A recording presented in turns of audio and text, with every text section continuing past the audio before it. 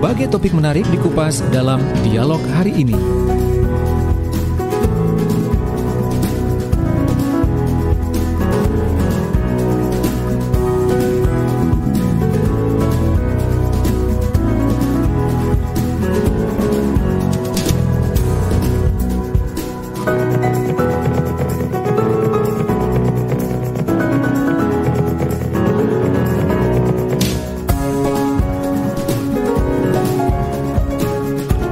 Assalamualaikum warahmatullahi wabarakatuh. Selamat pagi, semangat pagi luar biasa. Program komunikasi bisnis untuk hari ini kita berbincang tentang strategi pertumbuhan bisnis mana yang lebih cepat gitu ya, antara mengembangkan cabang sendiri atau justru malah membuka waralaba. Nah, nanti akan disampaikan oleh Pak Roni H. Mustamu, Direktur Keuangan Consulting, di mana program komunikasi bisnis ini juga bisa Anda simak di Radio Max FM, Waingapu, Sumba Timur, Nusa Tenggara Timur, Radio Praja Angkasa Trenggalek dan Radio Guyub Rukun RGR Tulungagung, serta live streamingnya juga bisa Anda simak di LPPL Radio Suara Sidoarjo untuk channel YouTube-nya ya. Dan untuk Anda nanti juga bisa bergabung di program komunikasi bisnis ini di 0811 309 1009. Growth strategy, grow corporately versus franchise. Strategi pertumbuhan bisnis mana yang lebih tepat? Kembangkan cabang sendiri atau bangun konsep waralaba? Dan untuk yang join di partisipan atau yang join via Zoom, partisipan ini saya sapa terlebih dahulu. Selamat pagi Pak Roni. Semangat pagi, luar biasa Pak Roni. Selamat pagi. Kemudian selamat ada pagi Mas Panji, selamat pagi semuanya, Pak Denis, Pak Rudi, Pak Yanto. Iya, Pak Roni agak lebih muda sekarang ya, habis potong rambut kelihatannya. Jadi kemudian ada Pak Denis. Good morning, Mr. Denis, how are you? Good morning Mas Panji, nice to see you, Pak Roni, Pak Rudi, Pak Yanto. Iya. Salam sehat semuanya teman-teman, I love you all. Thank you. Masih di Aussie atau sudah comeback ke Jakarta ini? Masih Luar kita biasa. tunggu nanti karantina selesai baru pulang. Iya. Kira-kira sampai Natal nggak ya di sana ya? Lewat-lewat dikit lah. Sekalian gitu ya, biar gak riwa-riwi gitu ya. Iya, nggak wira-wiri Pak, Mas Panji, mahal sekarang tiketnya. Untung PCR-nya sudah dihapus sama antigen. Kalau PCR, waduh mahal tuh. Iya, soalnya PCR tadinya kita itu ya minta maaf, dikerjain lah bahasanya enak kali ya. Ada yang menyoroti aturannya kalau dirubah-rubah gitu ya. Ya, ternyata untung tuh bisa diatur ya kelihatannya. Jangan-jangan Pak Denis ada saham di situ barangkali ya? Enggak ya? Waduh, kalaupun ada saya nggak berani Mas Panji, karena itu menyakiti hati orang gitu. Betul. Jangan. Baik. Cari untung harus, tapi nggak boleh menyakiti. Iya. Kalau prinsipnya Pak Denis itu cari untung tapi yang berkah gitu ya. Ya, betul. Luar biasa. Soalnya kan ujungnya nanti di atas sana, hitung-hitungannya repot Mas Panji. Nah, itu. Ya, kalau nggak inget di atas sana ya lain lagi. Wah, itu diskusi lain itu nanti.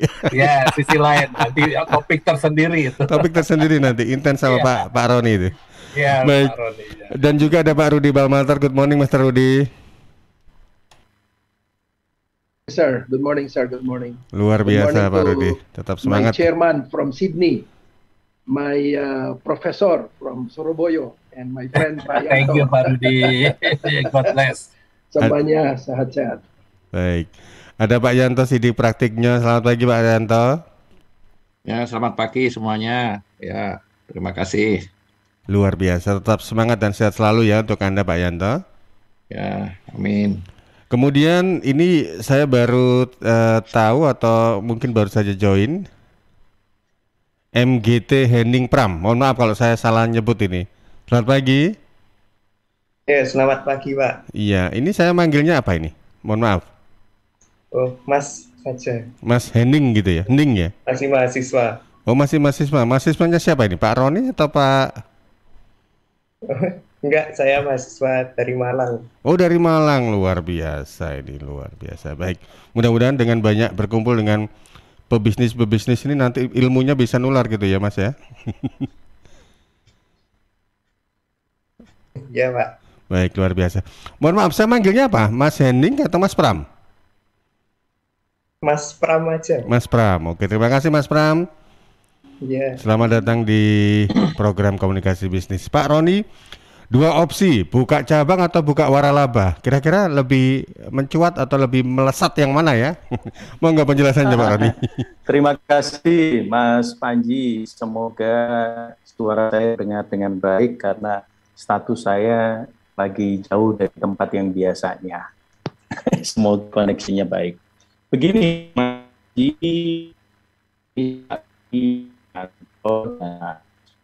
tadi Iya, Pak Roni, mohon maaf agak putus-putus ini.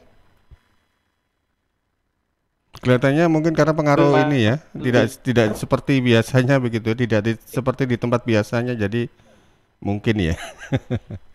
kan lebih bisa didengar. Iya, bisa didengar cuma terkadang putus-putus ini. Baik. Baik, Pak Roni, kalau begitu saya beli peluang yang lain dulu, nanti jenengan ketika komunikasinya lebih oke, nanti bisa kita ajak ngobrol kembali. Saya coba ke Pak Denis ini, yang jauh di mata tapi dekat di hati. Pak Denis, 2 opsi, buka cabang atau buka waralaba ini, supaya bisnis cepat berkembang. Mana pilihan Anda? Baik, terima kasih Mas Panji. Memang topik yang dibicarakan hari ini oleh Pak Roni ini sangat luar biasa ya. Karena terutama di tengah suasana pandemi ini, cara kita menganalisa tentunya agak sedikit berbeda, bahkan mungkin agak jauh berbeda dengan sebelum pandemi ya. Terlepas dari hal itu, yang paling penting adalah bisnis yang ditekuni itu seperti apa, sehingga mengambil keputusannya pun tentunya harus didasarkan bisnis yang digeluti tersebut. Memang pertimbangannya sekarang itu jauh lebih dalam lagi, karena banyak sekali setelah pandemi ini masukan-masukan yang bisa membuat bisnis itu menjadi lebih efisien dan sebagainya ya, sehingga memang perlu ditata dengan baik langkah-langkah apa saja, buka cabang atau franchise dan sebagainya, itu memang harus ditelaah dan dianalisa dengan lebih dalam lagi ya. Jadi saya pikir kedua-duanya pasti punya kelebihan dan kekurangan, tetapi nanti tentu pemegang saham atau hal ini stakeholder akan memutuskan yang mana yang terbaik dengan resiko yang sekecil mungkin. Memang ada beberapa bisnis tentunya lebih mudah kalau memakai franchise saja, ya. Tetapi tidak semua bisnis yang seperti itu. Jadi kira-kira memang betul-betul kita harus telaah dengan lebih baik. Dengan adanya pandemi ini, pengetahuan kita harus lebih diasah lagi supaya tidak mengambil keputusan yang salah. Kira-kira sebegitu dulu Mas Panji, nanti kita dengar dari Mas Roni dan Pak Rudi dan Pak Yato atau Mas Pram barangkali. Makasih Pak Roni. Matur nuwun, terima kasih Pak Denis. Saya coba kembali terkonek dengan Pak Roni. Pak Roni. Ya. Pak Roni. Selamat pagi, apakah lebih bisa didengar sekarang Mas Panji? Iya, agak better gitu ya dibandingkan yang tadi. Silakan Pak Rodi. Ya, saya matikan video dulu ya. Terima kasih Mas Panji dan sahabat Suara Sidoarjo. Kalau kita mau bisnis dan bisnis itu tumbuh, biasanya dihadapkan pada pertanyaan, bagaimana caranya saya bisa tumbuh? Jalur apa yang saya pilih supaya saya bisa tumbuh? Yang pertama adalah pilihan untuk mengembangkan berdasarkan potensinya kemampuan sendiri. Misalnya, kalau kita bikin restoran, buka cabang di tempat-tempat yang kita bisa. Nah, di sana seluruh operasi dilakukan oleh perusahaan secara langsung, dikendalikan sepenuhnya oleh perusahaan, tetapi modal dan risiko-risiko bisnis ditanggung sendiri. Cara kedua itu adalah melakukan pembagian risiko. Ketika membagi risiko itu, kita bisa mengembangkan semacam kerjasama, joint venture misalnya dengan pihak lain. Nah, pada saat itu kendali bisa terjadi dua pihak, antara perusahaan kita dan perusahaan yang jadi mitra kita.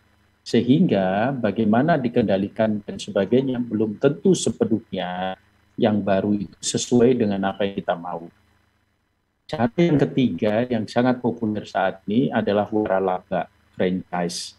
Dikembangkan dengan cara menggunakan sistem, bahkan menggunakan brand kita, tetapi didanai oleh pihak lain. Nah, di sana ada mekanisme tertentu yang memunculkan bagi hasil dan sejenisnya. Ini 3 pilihan. Dari 3 pilihan ini ada 2 yang ekstrim. Kita kerjakan sendiri atau dengan franchise yang tadi disampaikan oleh Pak Denis. Ini tantangan dari sudut pandang kita seandainya kita yang punya bisnis dan ingin kita kembangkan usahanya. Jadi saya tidak melihat dari sisi pelaku bisnis yang ingin punya bisnis ya, dari pihak lain. Tetapi kalau kita ingin membesar, bagaimana cara membesar? Yang pertama ingin saya sampaikan adalah kalau kita membesar sendiri, semua risiko-risiko kita tanggung sendiri dan semua dengan jalan kita. Brand kita bisa paku di sana dengan sangat baik, ditancapkan dengan sangat baik. Tetapi tidak semua perusahaan punya kemampuan untuk menjadi atau mengendalikan operasi yang kompleks seperti itu. Sebab di dalam organisasi perusahaan biasanya dimulai dari advocacy seperti kepanitiaan. Startup itu kan seperti kepanitiaan. Misalnya yang kerja suami istri, dia lakukan semua berdua. Nah, ini tidak mungkin bisa besar, maka muncul yang namanya departementasi. Sifatnya type. Kenapa? Karena basisnya adalah pada orang yang saya percaya. Siapa yang saya percaya? Keluarga saya, tetangga saya, teman sekolah saya, teman main saya, geng saya. Persoalan di sana bisa saja sulit menjadi besar karena orang yang kita percaya belum tentu kompeten. Nah, oleh karenanya lama-lama akan didorong hadirnya merit system. Artinya sistem di mana orang itu harus punya kompetensi yang cukup untuk bisa bergerak. Namanya profesionalisasi dari sebuah usaha. Nah, profesionalisasi dari sebuah usaha ini akan menyebabkan perusahaan bisa membesar dalam skala yang sangat kompleks, namun pada saat yang sama menghasilkan persoalan. Persoalannya adalah kompleksitas itu sendiri akan membangun hierarki. Jadi akhirnya terjadilah menara-menara di dalam sebuah perusahaan. Bisa saja orang yang levelnya paling bawah pernah bertemu secara langsung dengan orang nomor 1 CEO misalnya. Tapi di sini profesional bekerja dengan seluruh sistemnya. Nah, kadang-kadang yang profesional dengan hierarki sangat tinggi, dengan organisasi yang kompleks, bisa saja kemudian terjebak pada model dinosaurus, jadi kaku.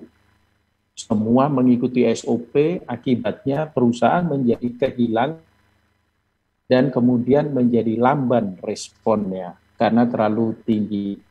Banyak BUMN yang organisasinya sangat kompleks, semua dilengkapi dengan prosedur yang jelas, tetapi menyebabkan orang yang di level bawah itu mengalami kesulitan untuk mengakses informasi berkualitas dari atas.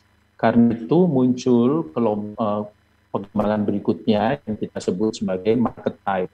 Modelnya seperti advocacy, ya kepanitiaan, levelnya biasanya paling banyak 3 layer di dalam sebuah organisasi, tetapi digarap oleh para profesional.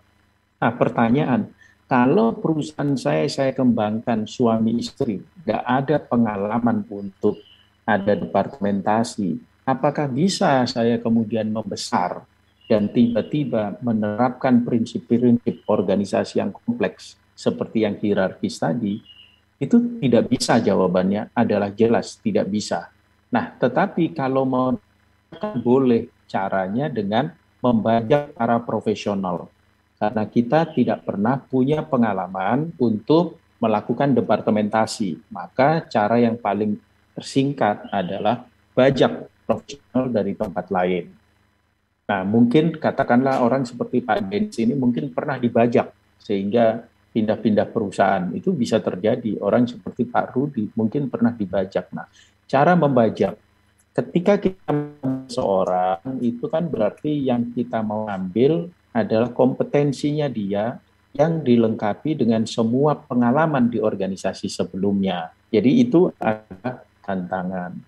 Nah, kalau kita ini belum pernah berada pada fase hierarki, belum pernah mengurus kompleks, sudah ada departementasi, boleh nggak saya langsung masuk kepada level yang market type tadi, yang 3 layer, semuanya menjadi agile gitu, boleh dan bisa. Tapi hanya dengan satu syarat, harus fokus bisnisnya, tidak boleh banyak-banyak.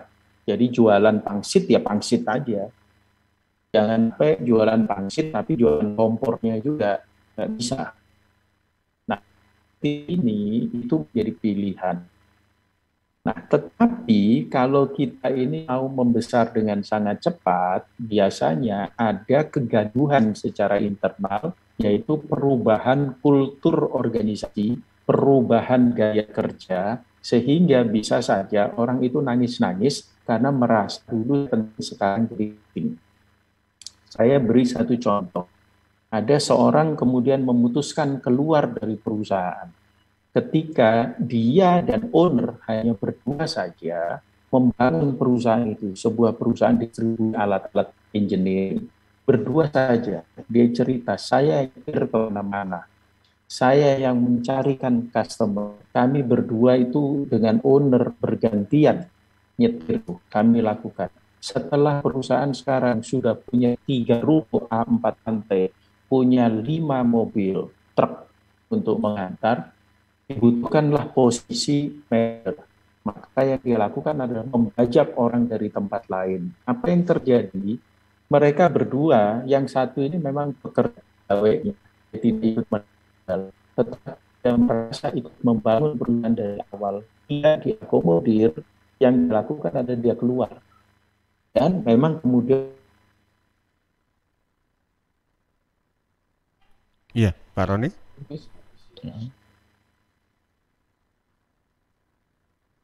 Ya, sepertinya lost connection dengan Pak Roni ini. Saya sampaikan selamat datang untuk Pak Suhartono Rudi. Apa kabar Pak Suhartono Pak Rudi? Panji. Luar Sehat. biasa ini. Baik, saya coba kembali ke Pak Roni. Pak Roni? Nah, sepertinya masih lost connection. Saya coba ke Pak Rudi Balmater. Pak Rudi, dari sedikit tadi yang disampaikan oleh Pak Roni dan juga mengenai fenomena yang terjadi di kala pelaku bisnis atau usaha dihadapkan pada pilihan untuk mengembangkan perusahaannya, pilih franchise, waralaba, atau buka cabang sendiri. Monggo Pak Rudi. Terima kasih ya Pak Panji, dan selamat pagi pada rekan-rekan yang ikut dengan program ini. Sebenarnya yang topik yang dibahaskan pada saat ini adalah sangat penting. Kenapa? Sebab sekarang November sudah mulai garap penyusunan anggaran tahun 2022. Kan gitu. Nah, ini kan harus dirancang, disusun oleh semua perusahaan. Kenapa? Sebab pertama yang harus diperhatikan adalah growth strategy. Nah, kenapa growth strategy? Sebab perusahaan harus siap untuk mengelola mengenai inflation, kenaikan gaji, bunga, kurs, dan macam-macam. Sebab kalau tidak diperhatikan mengenai growth, dan perusahaan akan nanti menjadi masalah terhadap likuiditas dan terhadap mengenai expectation yang diharapkan oleh para many stakeholders. Nah, tadi Profesor Roni sudah mulai membahaskan mengenai bagaimana caranya untuk meningkatkan omset daripada perusahaan. Apakah itu franchise system atau corporate strategi sendiri.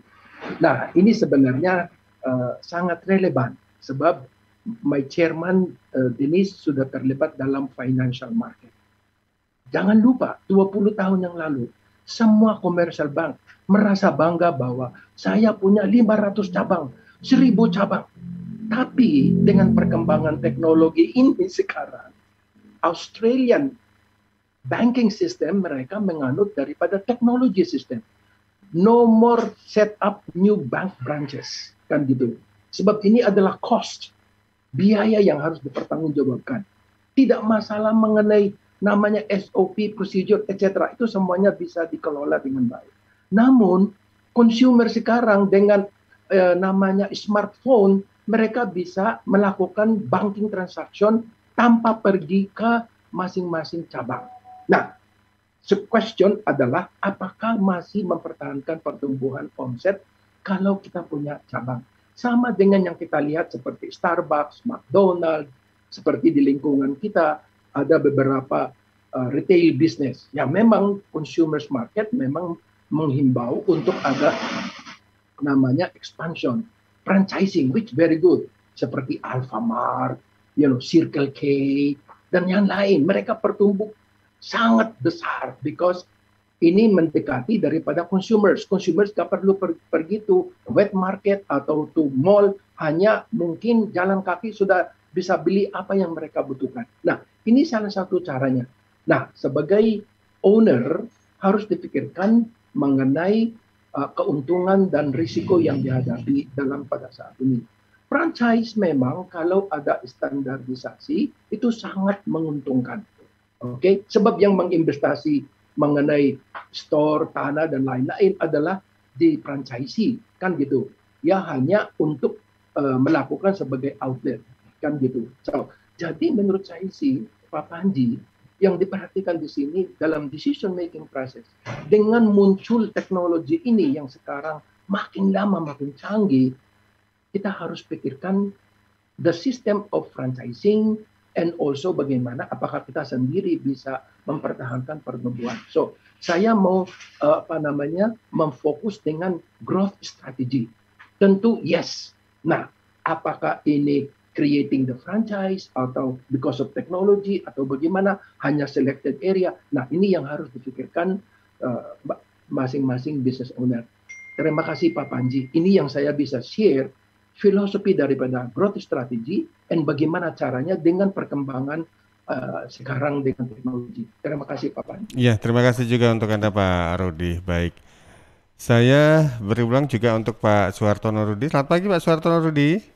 Hai, Pak Panji. Luar biasa. Baik. Pak Suhartono Rudi, kalau di antara dua opsi ini Anda pilih yang mana ini? Untuk buka cabang sendiri atau buka waralaba ini? Atau dua-duanya jalan? Enggak, tergantung industri yang kita mau masuk, Pak. Itu yang kita penting dulu, Pak. Kan gitu, enggak semuanya industri atau usaha yang cocok di franchise, enggak semua, Pak. Ya kan, kalau kayak bank kan nggak mungkin di franchise, Pak. Pasti buka cabang. Tergantung dia punya, kita bergelut di mana. Kalau makanan, iya bisa franchise. Ya kan, dan juga kita lihat di mana. Kalau misalnya kita di industri yang buka franchise, ya kita buka franchise aja kan. Bisa kayak restoran atau apa kan fast food itu pasti kalau mau span cepet itu pasti kita franchise, Pak. Kalau kita kayak kita bikin kayak buka kita kalau kita ngomong kita jual misalnya alat-alat berat atau alat-alat kan nggak mungkin di franchise, Pak. Pasti buka cabang. Kayak gitu, Pak. Tergantung, Pak. Kita maunya kita di industri mana gitu loh, Pak. Ya kan. Jadi nggak semua itu bisa di franchise. Ya kan, tapi semua kita bisa buka cabang sendiri. Itu menangnya di situ. Jadi span of controlnya di kita. Jadi kita bisa kendalikan kayak robot lah mereka. Yuk jalan ke sini kan kita punya cabang. Kalau franchise kan kita mesti ngomong ke orang yang investor kecil yang ngambil part of kita punya cabang gitu kan. Nah itu aja sih beda plus minusnya. Tergantung kita di industri mana. Itu aja sih Pak. Baik, terima kasih luar biasa. Tergantung industri apa begitu ya. Tidak semua industri cocok untuk, tapi memang kebanyakan seperti yang disinggung oleh oleh Pak Suhartono Rudi atau Pak Rudi Balmater, consumer product itu memang yang sepertinya banyak bisa bermain di ini ya, waralaba atau franchise itu sendiri. Ya, betul. Baik. Pak Suhartono Rudi dan juga untuk partisipan yang lain kita jeda dulu, nanti kita akan kembali sesudah beberapa pesan berikut ini.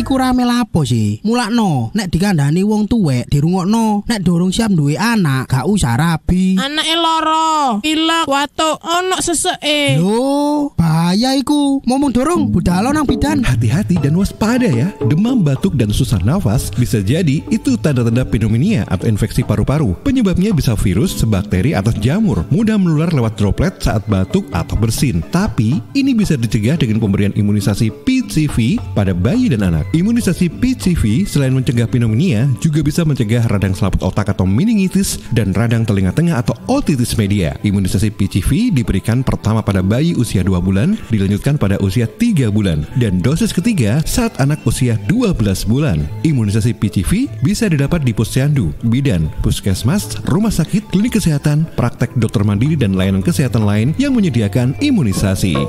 Lapo guyu-guyu dewe? Putune wis sehat, Cak. Wis diimunisasi PCV pisan. Seneng aku. Gak pengen ngeramut bayi maneh ta? Ayo tak gaweno.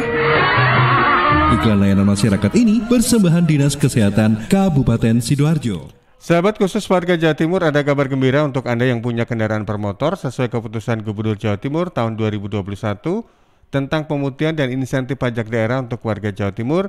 Diberlakukan pemutihan bekas denda PKB dan BBNKB dan bebas BBN yang kedua dan lain-lain. Insentif pajak 20% untuk kendaraan roda 2 dan 3, 10% untuk kendaraan roda 4 atau lebih. Manfaatkan dan menangkan hadiahnya 30 juta berupa tabungan umroh tahap 2 untuk 15 pemenang mulai 9 September sampai 9 Desember 2021. Pemutihan dan insentif pajak daerah untuk warga Jawa Timur bisa membayar melalui e-Samsat, Link Aja, GoPay, Alfamart, Alfamidi, Indomaret, Tokopedia, Gria Bayar BTN, dan Pos Indonesia. Info lebih lanjut hubungi kantor bersama Samsat Sidoarjo Kota. Informasi ini dipersembahkan oleh kantor Samsat Sidoarjo. Rokok opo iki kok putihan? Ya rokok tok, ya murah, ya akeh. Rokok ilegal iki. Mosok rokok ilegal iki? Yo iki. Lah awakmu kok roh nek iki rokok ilegal? Rokok ilegal iki gak nek pita cukene. Samen paling roe bandrol kuwi lho. Rokoke kudu enek merek karo nama perusahaane sing terdaftar ndek bea cukai. Lokasi pembuatane ndek kene ya gak enek. Terus ndek kene rokok ilegal iki gak enek gambar karo peringatane teko pemerintah. Berarti rokok ilegal gak resmi no? Aduh ya mesti to lemul. Rokok ilegal merugikan negara. Mergo ora mbayar cukai sing digembangun negara. Walah tutu, sepenting wong-wong gak roh. Loh, gak iso le iki. Makane to le tuku sing pasti-pasti ae. Aja ngawur. Laporkan peredaran rokok ilegal ke kantor Bea Cukai terdekat atau hubungi nomor 1.500 225 1.500 225. Iklan layanan masyarakat ini dipersembahkan Bea Cukai Sidoarjo. Ayo ngewangi Bea Cukai, berantas rokok ilegal. Bea Cukai Sidoarjo, fokus mengawasi, tulus melayani.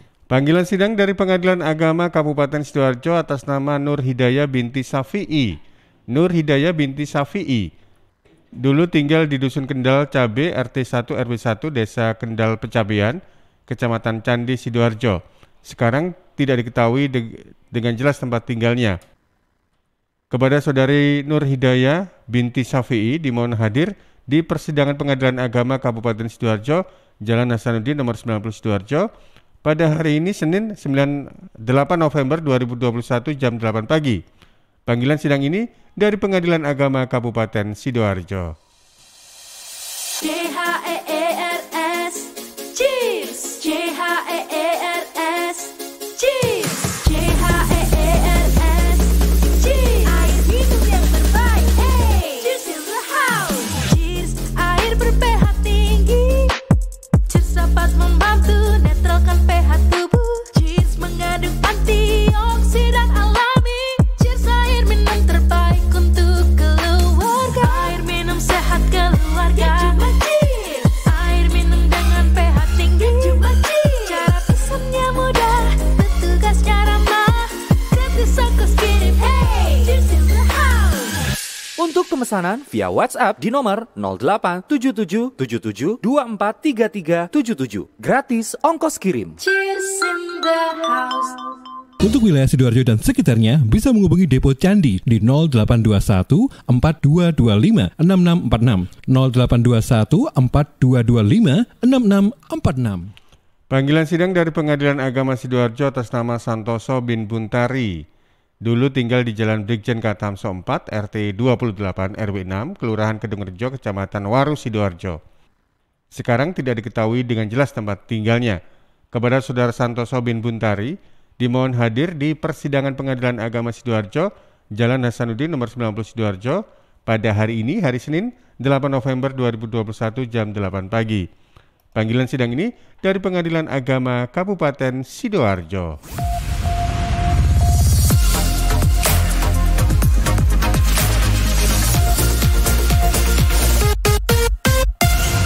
Terima kasih Anda masih bersama kami dalam program komunikasi bisnis dengan tema kita Growth Strategy, Growth Corporately versus Franchise.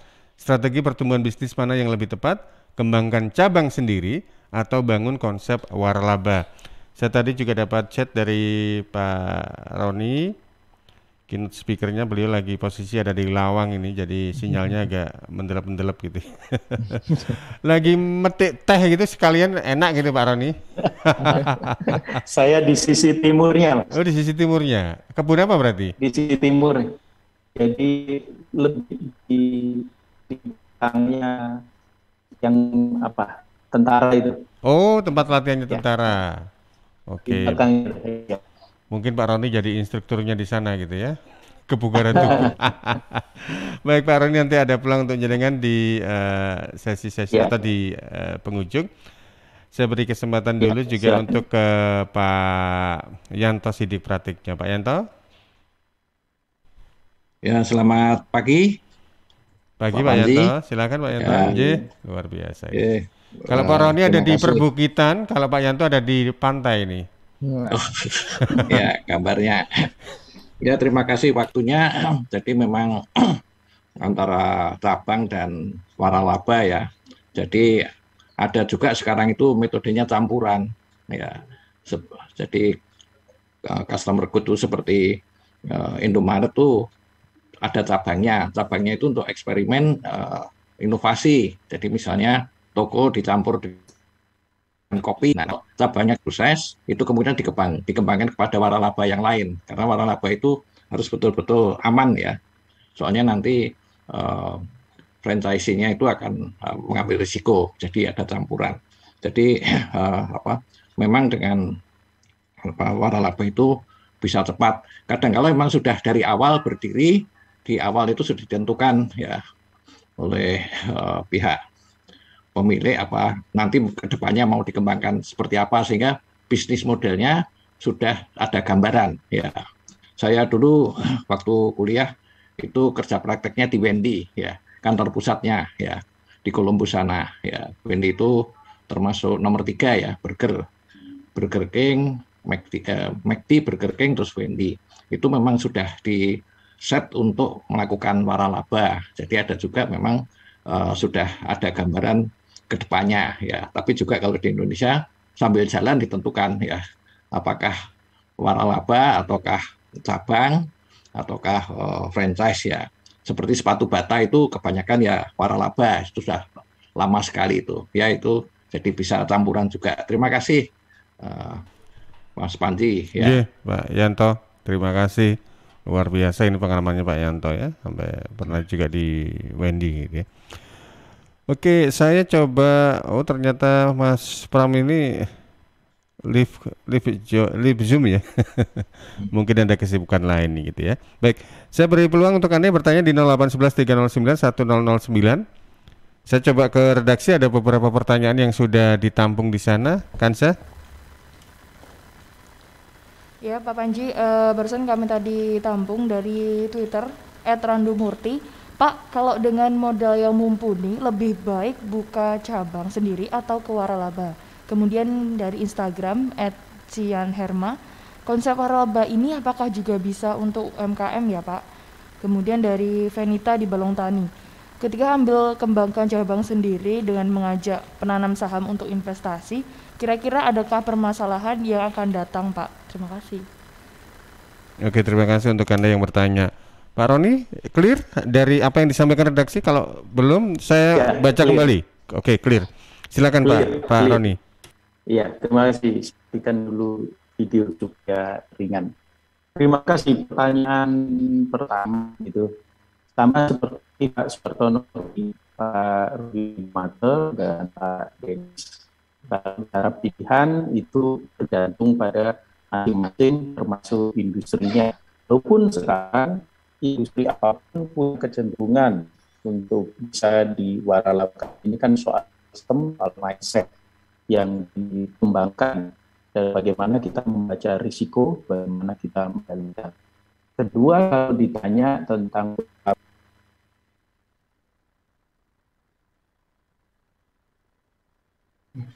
ya, putus ya. Kelihatannya Lawang mungkin lagi ini anginnya mungkin kencang gitu ya. Iya. Fenomena La Nina. Nggih, monggo Pak Rudi. Apakah dengar ya? Dengar sekarang udah modulasinya udah oke. Okay.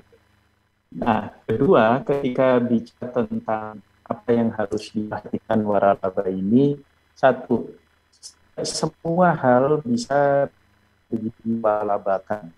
Nah, sekarang ini Indonesia sudah punya aturan untuk melindungi franchisee agar tidak jadi korban dari pemilik waralaba yang adalah sembarangan mengembangkan konsepnya. Nah, karena itu harus diikuti cermat aturan-aturan itu.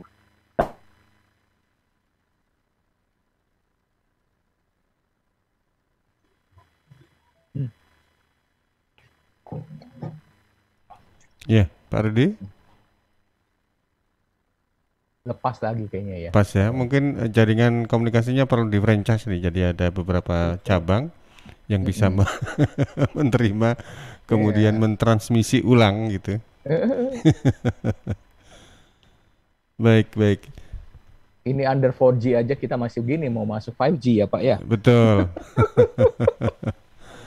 Baik, sepertinya saya jeda dulu ini untuk nyambung lagi dengan Pak Roni.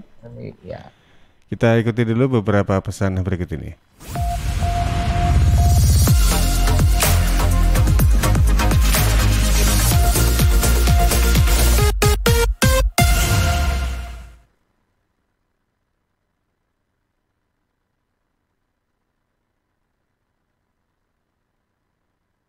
Nganter kakek nenek vaksinasi COVID-19, cek!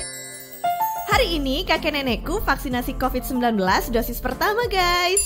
Mereka antusias banget. For your information, kenapa kakek nenek aku mau divaksinasi? Setelah aku jelasin, mereka rentan terpapar virus karena sudah lanjut usia. Nah, dengan vaksinasi, sistem imun mereka dapat melawan virus yang masuk ke dalam tubuh.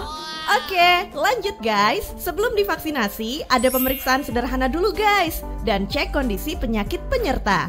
Bersyukur kakek nenekku sehat dan siap divaksinasi. Nah, setelah disuntik vaksin, kita diminta menunggu diobservasi. Lagi-lagi aku bersyukur banget guys. Reaksinya cuma lapar dan ngantuk aja kata mereka. Yuk lindungi diri dan keluarga dari penularan COVID-19 supaya pandemi segera berakhir. Bye-bye. Dipersembahkan oleh Kementerian Kesehatan Republik Indonesia.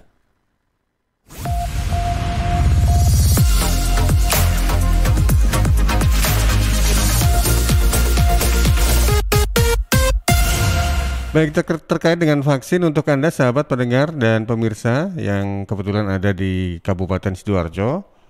Ini jika Anda belum vaksin, baik itu vaksin pertama atau kedua, khusus Sinovac ya. Anda bisa datang ke Posko Siaga Vaksin 24 jam yang lokasinya ada di dekat Bundaran TPI atau Bundaran Gor Delta Sidoarjo. Di depan sebuah fast food itu ya, tempat fast food. Nah, di situ 24 jam syaratnya tinggal Anda bawa fotokopi KTP, terus bawa alat tulis sendiri.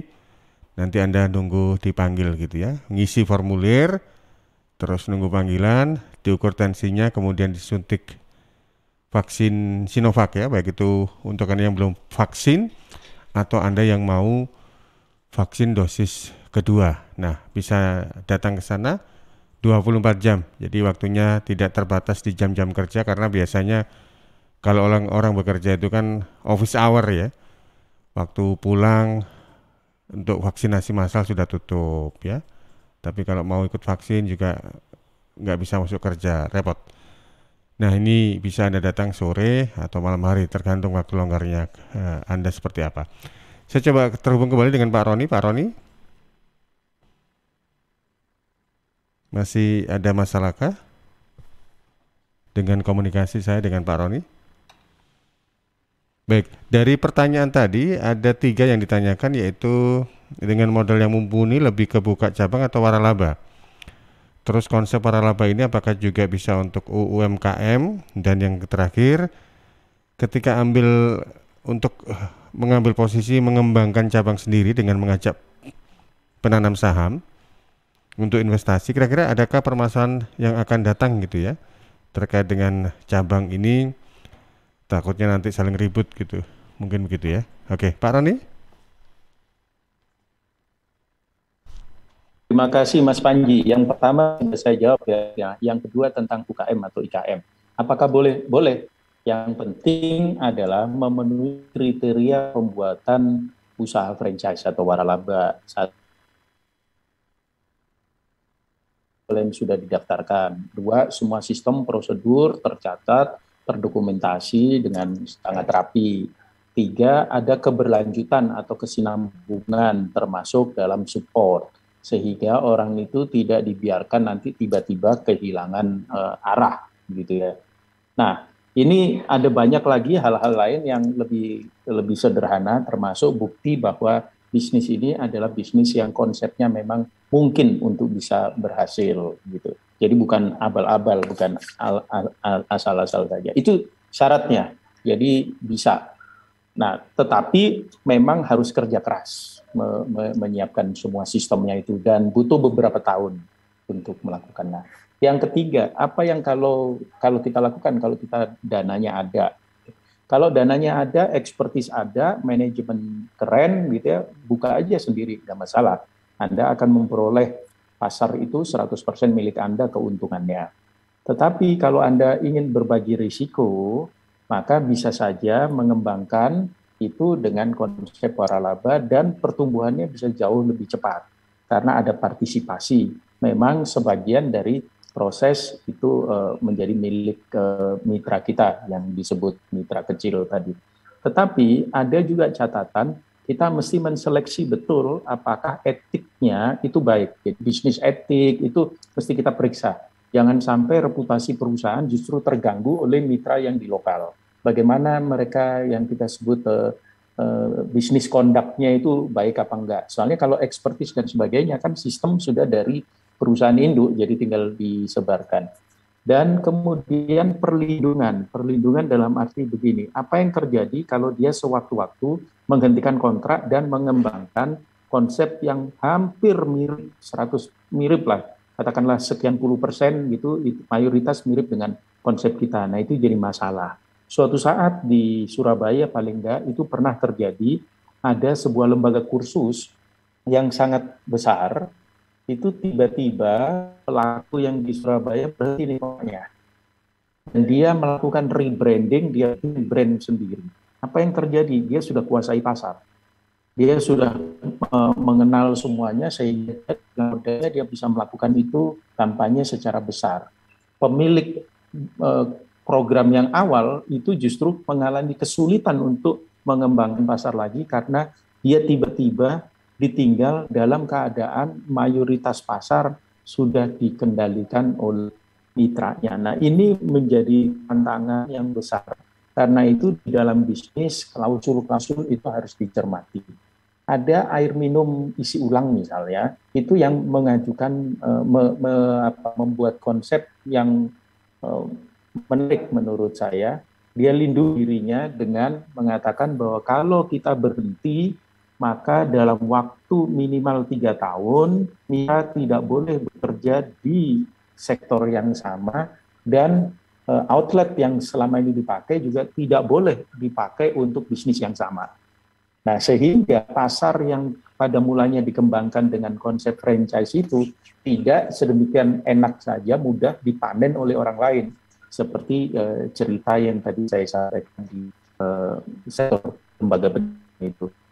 Itu Mas Panji kan memang ini semua seperti yang disampaikan Pak Yanto Sigit dan Pak Budi Mater, bagaimana kita menghadirkan keputusan yang berkualitas. Nah, karena itu data harus baik, jangan terpesona begitu saja untuk saya mau membesar dengan cepat, karena ada risiko yang harus dihadapi, bukan saja franchisee, tapi franchisornya itu bisa juga punya masalah. Di Indonesia itu bisa terjadi. Nah, di franchisee juga hati-hati, ada sebuah waralaba fast food yang dulu kita kenal dikembangkan oleh satu orang, jungkir balik, setelah besar, tiba-tiba oleh pemilik brand itu dipindahkan hak franchise-nya kepada orang lain atau kepada perusahaan lain.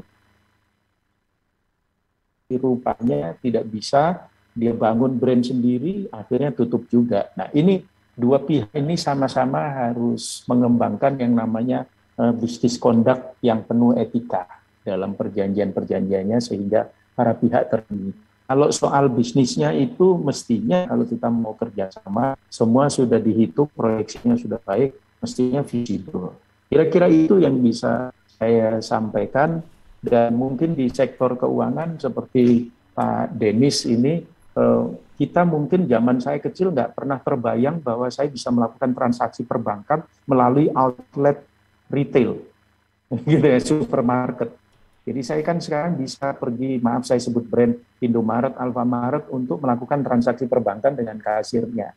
Nah, ke depan itu bisa model-model seperti ini semakin berkembang lagi. Mindset para pelaku itu harus memang terbuka, dan yang paling penting, kalau kita punya bisnis itu harus selalu menyiapkan tim untuk bicara tentang forethought, bagaimana berpikir ke depan apa yang akan terjadi, tren apa itu kita cermati betul, jangan sampai ketinggalan kereta. Mohon maaf saya sebut brand lagi, seperti TVRI ketinggalan kereta ketika muncul TV-TV yang luar biasa swasta itu. Terima kasih Mas Panji.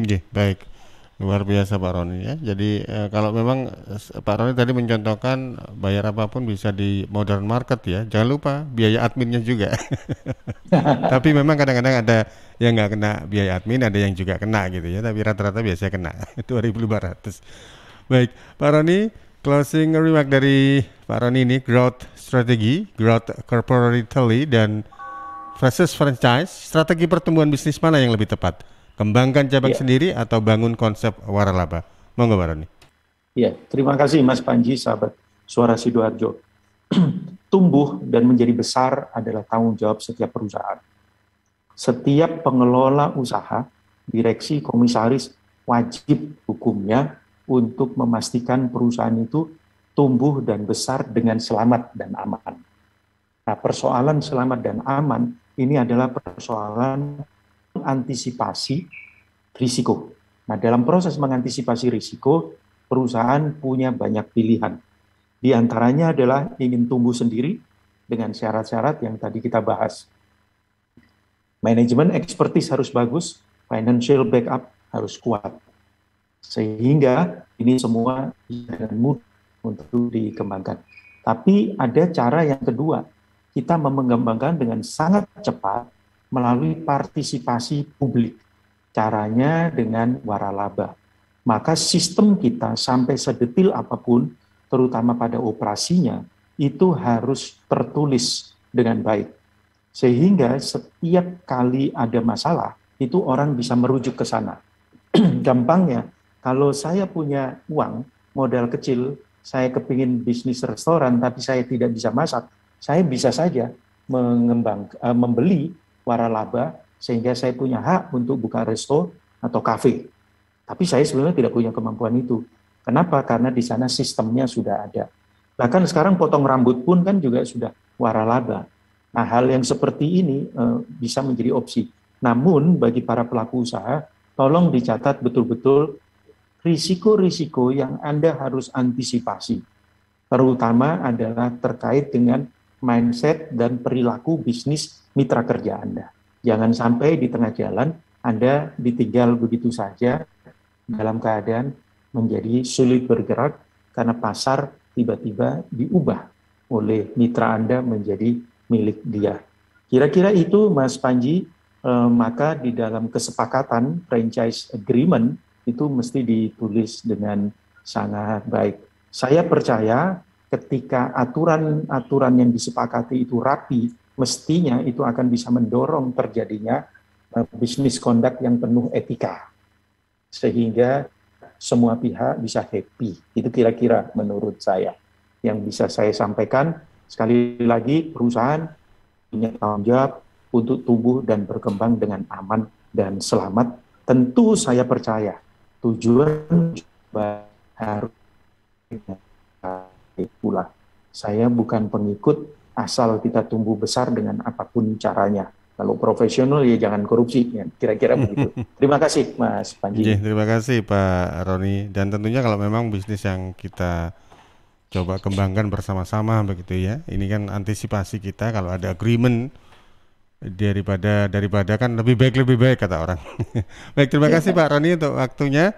Terima kasih juga untuk partisipan yang lain. Di antaranya ada Pak Rudi. Selamat pagi Pak Rudi, terima kasih. Kemudian ada Pak Denis. Ya. Terima kasih Mas Panji. Salam untuk keluarga di Ausi. Pak Denis, salam sehat ya. Kemudian Pak Rodi, ada Pak Suartono Rudi dan juga ada Pak Yanto Sidik. Terima kasih untuk waktunya.